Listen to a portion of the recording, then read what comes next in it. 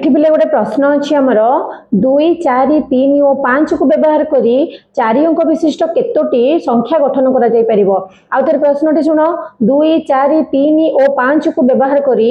4 अंक विशिष्ट केतोटी संख्या गठन करा जाय परिबो। एठारे पिले 4टी अंक देछि 4टी अंक कोन कोन देछि ना 2 4 3 और 5 एथिरे केमिति हमें अंक संख्या गठन करिबा ना 4 अंक विशिष्ट संख्या गठन करिबा। 4 अंक विशिष्ट संख्या गठन करिया पई आरो सहज ट्रिक हेले कोन ना आमर केतोटी अंक अच्छी ना 4टी अंक अच्छी एथिरे शून्य रो व्यवहार करा जाय नाही। तेणु आमर उत्तर आसीबो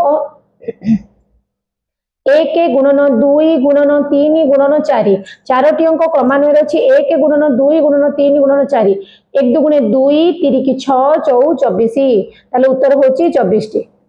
उत्तर होची। आ गोटे प्रश्न देख ये अच्छी 2 0 3 1 को व्यवहार करी ए 4टी अंक अच्छी 4टी अंक कौन अच्छी ना 2 0 3 और 1 याकू व्यवहार करके 4टी अंक को आम 4 अंक विशिष्ट संख्या गठन करि परिबा ताले केतेटा करि परिबा ताले यार फार्मूला हला उत्तर आम केमति बाहर करबा ना एथिरे शून्य रो व्यवहार करा जायछि। तेनु आम क्रमान्वय रे सब 1 2 3 4 नगुणी 1 गुणन 2 गुणन 3 गुणन 4 बदल गोटे कमे लिखा अर्थात ये 3 लिखा 2 1 दुगुणे 2 3 की 6 3 की केते 6 3 की 18 18 होची हमर आंसर।